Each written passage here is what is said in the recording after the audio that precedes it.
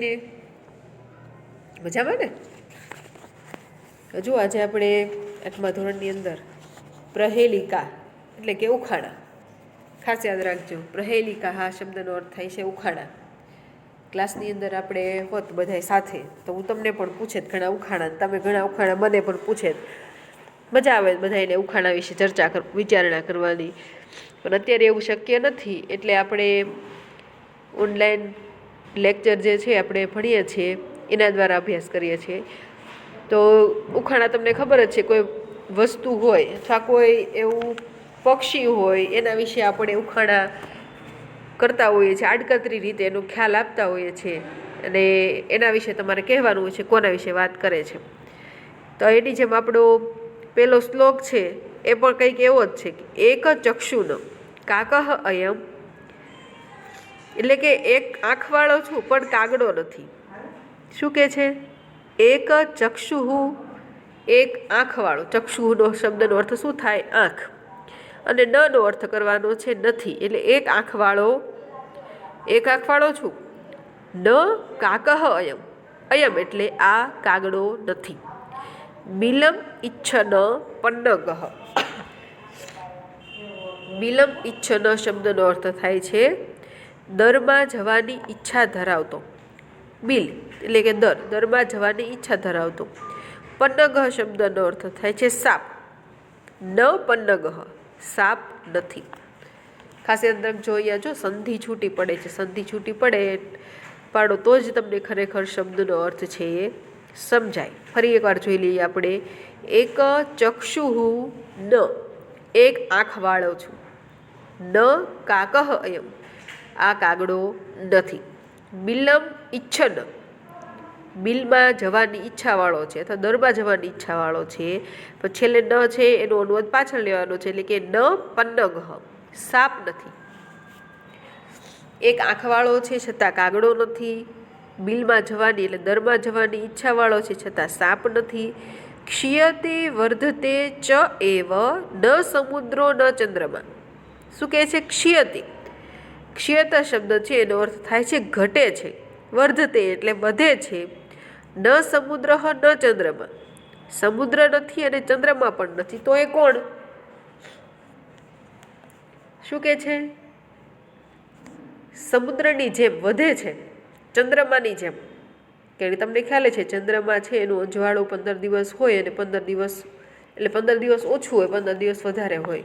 ખબર છે ને? પૂનમ અને અમાસ આવે એટલે 15 દિવસ સુદ હોય, 15 દિવસ વદ હોય. આવો પ્રશ્ન પણ પૂછાય એક્ઝામમાં, કે સ્પર્ધાત્મક એક્ઝામમાં. તો યાદ રાખવાનું, સુદ એટલે શું થાય? અંજવાળિયું. ઘરે વાતો સાંભળતા હશો મમ્મી પપ્પાની પાસે, દાદા દાદી પાસે. અંજવાળિયું છે અત્યારે અંધાર્યું છે એટલે ઓછો પ્રકાશ પડે.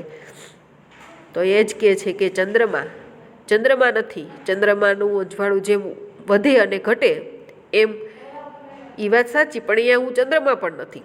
ન સમુદ્રો, સમુદ્રની અંદર પણ જુઓ પૂનમ અને અમાસ હોય તો જે દરિયા કિનારે જતા હોય વિદ્યાર્થીઓને ખ્યાલ હશે કે ત્યાં પણ એ પૂનમ અને અમાસ હોય ત્યારે દરિયાની અંદર ભરતીને ઓટ આવે એટલે મોજા ખૂબ જ ઉછળે, અને અમુક દિવસો હોય ત્યારે મોજા શાંત હોય. એટલે અહીંયા કહે છે કે દરિયો અને ચંદ્રમા જેમ વધે છે અને ઘટે છે છતાં પણ હું દરિયો કે ચંદ્રમા તો નથી જ, તો હું કોણ છું? એવું ઉખાણું તમને પૂછે છે. ફરી એકવાર આપણે અનુવાદ જોઈ લઈએ. આમાં જે શબ્દાર્થ અટપટા છે, તમે જે સંસ્કૃતની અનુવાદની બુક બનાવો છો એની અંદર આ શબ્દાર્થ તમારે લખવાને છે. ક્ષીયતે, વર્ધતે, ત્યાર પછી પન્નગહ, આ 3 શબ્દાર્થ એમાં લખવાના છે. ત્યાર પછી સંધિ છે, એક ચક્ષુહુ ન, એ સંધિ છૂટી પાડીને લખવાનું છે. ત્યાર પછી કાકહ પ્લસ અયમ, એ પણ સંધિ છૂટી પાડીને લખવાનું છે. પહેલાં સંધિ જે શ્લોકમાં ભેગી લખેલી છે એ લખવાનું, ત્યાર પછી સંધિ છૂટી પાડીને લખવાનું કાકહ પ્લસ અયમ. ત્યાર પછી સંધિ છૂટી પાડીને લખવાનું છે બિલમ પ્લસ ઈચ્છન, અને ત્યાર પછી છેલ્લે ન આવે છે, એનો અર્થ થાય છે નહીં. સમજાઈ ગયું? ચાલો ફરી એકવાર અનુવાદ આપણે જોઈ લઈએ. એકહ ચક્ષુઃ ન કાકહ અયમ, એક આંખવાળો છું પણ કાગડો નથી. બિલમ ઈચ્છન ન પન્નગહ, બિલમાં થદરમાં જવાની ઈચ્છા રાખું છું છતાં સાપ નથી. ક્ષીયતે વર્ધતે ન એવ સમુદ્રો ન ચંદ્રમા. વધું છું ઘટું છું એટલે કે વધે છે અને ઘટે છે છતાં પણ સમુદ્ર કે ચંદ્રમાં નથી. આ અનુવાદ છે એ પહેલા શ્લોકનો છે. હવે એનો ઉત્તર શું છે, જવાબમાં શું આવશે વિચાર કરો જોઈએ. એક જ આંખ છે.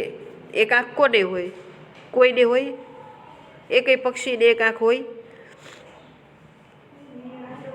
કે છે એક આંખવાળો છું છતાં પણ કાગડો નથી, એટલે કાગડાને તો એક આંખ હોતી જ નથી. પછી દરમાં જવાની ઈચ્છાવાળો છું પણ સાપ નથી. એ સાપ હોય તો એ તો દરમાં તો જાય જ ને. ત્યાર પછી સમુદ્ર કે ચંદ્રમાં પણ નથી, કારણ કે વધઘટ કરું છું પણ ચંદ્રમાં અને સમુદ્ર નથી. તો શું આવશે જવાબમાં? એનો જવાબ આવશે સોય. કઈ રીતે? સોયને એક આંખ હોય છે, ખ્યાલ છે ને?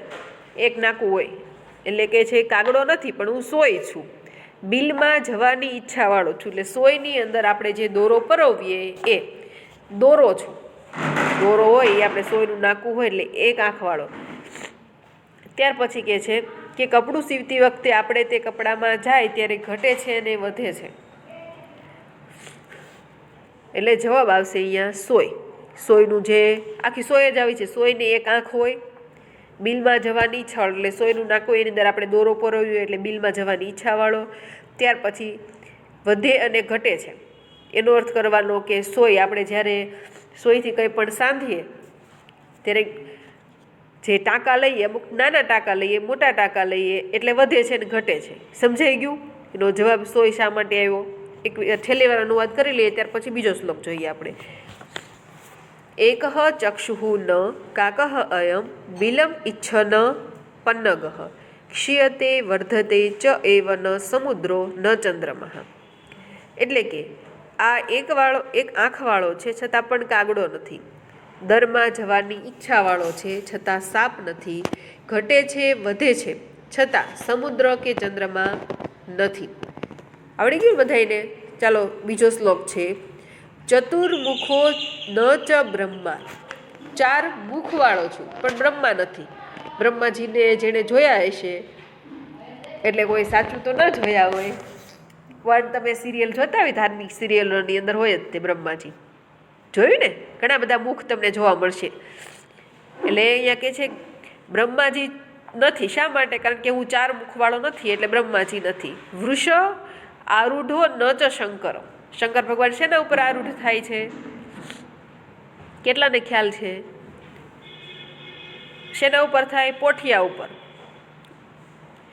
એટલે કે છે પોઠિયા ઉપર આરૂઢ છું પણ ભગવાન શંકર નથી. નિર્જીવી ચ નિરાહારી. હું નિર્જીવ છું. નિરાહારી એટલે ભોજન લેતો નથી. નિરાહારી છું, આહાર લેતો નથી. અજસ્ત્રમ ધાન્ય ભક્ષણમ. અજસ્ત્રમ શબ્દ છે. અજસ્ત્રમ શબ્દનો અર્થ થાય છે નિત્ય અથવા કાયમ. ધાન્ય ભક્ષણમ એટલે અનાજનું ભક્ષણ કરું છું. જો કેટલો અટપટો શ્લોક છે અહીંયા, કારણ કે ઉખાણા છે આવા જ હોય. ચતુર્મુખો ન ચ બ્રહ્મા. 4 મુખવાળો છું પણ બ્રહ્માજી નથી. વૃષ આરૂઢો ન શંકર. બળદ પર આરૂઢ છું, પોઠિયા પર આરૂઢ છું એટલે એની ઉપર બેઠો છું પણ હું ભગવાન શંકર નથી. નિર્જીવી ચ નિરાહારી. નિર્જીવ છું, નિરાહારી, આહાર નથી લેતો, ખાતો નથી, છતાં પણ અજસ્ત્રમ ધાન્ય ભક્ષણમ. અજસ્ત્રમ એટલે નિત્ય. ધાન્ય ભક્ષણમ, ધાન્યનું ભક્ષણ કરું છું. ધાન્ય એટલે અનાજ, જે આપણે ખોરાકમાં લઈએ છીએ તે અનાજનું ભક્ષણ કરું છું. છતાં પણ હું ખાવતો છું પાછો. શું કહે છે? હું નિર્જીવ છું, મારામાં જીવ નથી. આપણને ખ્યાલ જ છે કે જેનામાં જીવ હોય એ જ વ્યક્તિ ખોરાક લઈ શકે. નિર્જીવ હોય એ પછી બેન્ચ હોય, લેપટોપ હોય, મોબાઈલ હોય, બધું નિર્જીવ કહેવાય. ભલે એમાં તમે ચાર્જિંગ કરતા હોય એટલે ચાર્જિંગથી ચાલતું હોય, પણ ચાર્જિંગ ન હોય ત્યાં ન ચાલે, તે બધું બંધ થઈ જાય. એટલે જે નિર્જીવ વસ્તુ છે એ ખોરાક લઈ શકતી નથી. એટલે અહીંયા તો એ પણ કરે છે, નિર્જીવ છે, પોતે આહાર લેતો નથી, છતાં પણ પાછું ધાન્યનું ભક્ષણ કરે છે. તેમાં શું જવાબ આવશે? વિચાર કરવો જોઈએ. એમાં જવાબ આવશે હળ. શું જવાબ આવશે? હળ 4 મુખવાળો છે. હળની જે દાંતી હોય કેટલા મુખની હોય ગણી લેજો વાડીએ જઈને, જેને ખેતરને એવું હોય તે. ન હોય મોબાઈલમાં જોઈ લેવાનું, અત્યારે બધું ઉપલબ્ધ જ છે. ચતુર્મુખો ન ચ બ્રહ્મા, 4 મુખવાળો છે છતાં બ્રહ્મા નથી. વૃષ આરૂઢો ન ચ શંકર, છે ને બળદ પર આરૂઢ હળ. નિર્જીવી ચ નિરાહારી, તે પોતે કાંઈ ખાતો નથી અને નિર્જીવ છે, એ પણ સાચું. અને છતાં પણ ધાન્યનું ભક્ષણ કરે છે ને. એ ધાન્ય છે જ્યારે ખેતી ખેડતા હોય ત્યારે એમાં નાખે, એ રીતને. એટલે અહીંયા જવાબ આવશે હળ. હવે અહીંયા જો ઘણા બધા સમાન ઓલા શબ્દો જે છે અઘરા છે, એટલે ખાસ યાદ રાખજો. ચતુર્મુખો એટલે 4 મુખવાળો, વૃષ આરૂઢો એટલે ખાસ ત્યાં યાદ રાખવાનું કે પોઠિયા પર આરૂઢ. ત્યાર પછી અજસ્રમ શબ્દ છે, એનો અર્થ થાય નિત્ય. ધાન્ય ભક્ષણ એટલે ધાન્યનું ભક્ષણ કરનારો. ફરી એકવાર અનુવાદ આપણે જોઈ લઈએ કે તે 4 મુખવાળો છે પણ બ્રહ્મા નથી. બળદ પર બેસે છે પણ ભગવાન શંકર નથી. તે નિર્જીવ અને નિરાહારી છે છતાં હંમેશા અનાજનું ભક્ષણ કરે છે. આ રીતના શ્લોક છે બધાએ ફરજિયાત યાદ રાખવાનો છે. ત્યાર પછીનો ત્રીજો શ્લોક છે અપદો દુર્ગામી ચ સાક્ષરો ન ચ પંડિત. અપદો દુર્ગામી, અપદો શબ્દનો અર્થ થાય છે પગ વિનાનો છે. દુર્ગામી એટલે કે દૂર જાય છે, દૂર સુધી જનારો છે. ત્યાર પછી કહે છે સાક્ષરો ન ચ પંડિત. સાક્ષર અક્ષર સહિત, એટલે સાક્ષર એટલે અક્ષરવાળો છે, ભણેલો છે. ન ચ પંડિત છતાં પણ પંડિત નથી. તે ભણેલો છે પણ પંડિત નથી. અમુખ સ્ફુટ વક્તા, મુખ વગરનો છે છતાં પણ સ્ફુટ વક્તા એટલે બોલ કરે છે. ચ યો જાનાતિ સ પંડિત, તે જાણે તેને જે જાણે એ પંડિત છે. આનો જવાબ તો બધાને આવડતો હશે કે પગ વગરનો છે છતાં દૂર સુધી જાય છે, તે સાક્ષર છે છતાં પણ પંડિત નથી, મુખ નથી છતાં પણ બોલ કરે છે, તેને જે જાણે પંડિત છે. શું આવશે જવાબ આની અંદર? લખેલો કાગળ. લખેલો કાગળ હોય એ શું હોય? એને પગ નથી છતાં પણ દૂર સુધી જાય છે ને પોસ્ટમેન દ્વારા.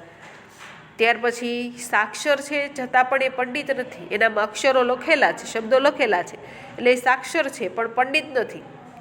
અમુખ સ્ફુટ વક્તા, એને મુખ નથી કાગળને, લખેલ કાગળ જે હોય તેને મુખ નથી, મોઢું નથી, છતાં પણ સ્પષ્ટ બોલે છે, એમાં લખેલું છે એટલે આપણે વાંચી શકીએ છીએ.